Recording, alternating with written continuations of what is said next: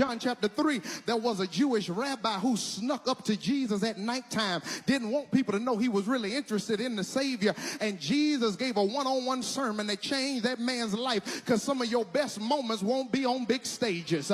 He preached, for God so loved the world that he gave his only begotten Son, that whosoever believeth in him should not perish but have everlasting life. Jesus changed Nicodemus' life at nighttime. I call him Nick at night.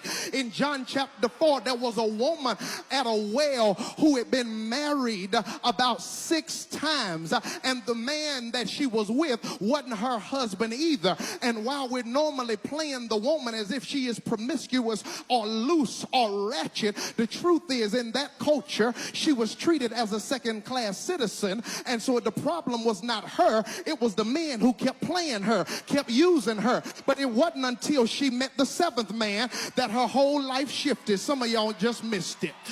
Wherever Jesus shows up, there will be a shift. John chapter 6, there was a little boy that had a Lunchable, 2 pieces of catfish, 5 Red Lobster biscuits. He put it in Jesus' hand, and somehow it got multiplied into a Golden Corral feast. Wherever Jesus shows up, there will be a shift. John chapter 8, y'all not with me yet. There was a woman caught in the act of adultery, caught in the act of adultery, caught in the act of adultery, but they only brought the woman. It takes 2 to tango last time I checked. How you just bring the woman? If they were caught, you should have brought both of them. But the Pharisees and the religious people, the church folk, wanted to stone her. Jesus showed up. They said, according to the law of Moses, she deserves to be stoned. What do you say, Jesus? Jesus went down in the sand and wrote with his finger. Nobody knows to this day what he wrote, but me thinks I know. I think he wrote, I know what y'all did last summer.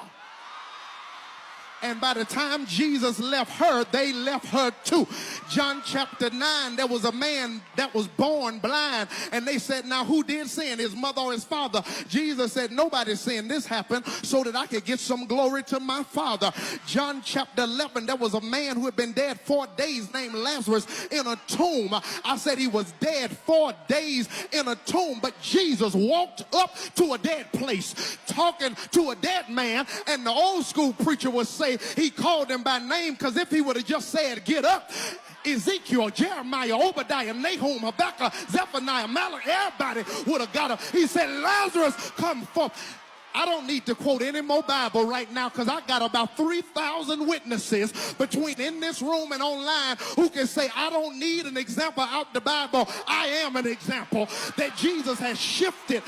Can you open your mouth at a church anniversary and give God 10 seconds of praise for what he shifted? Shifted your house, shifted your mind, shifted your body, shifted your spirit.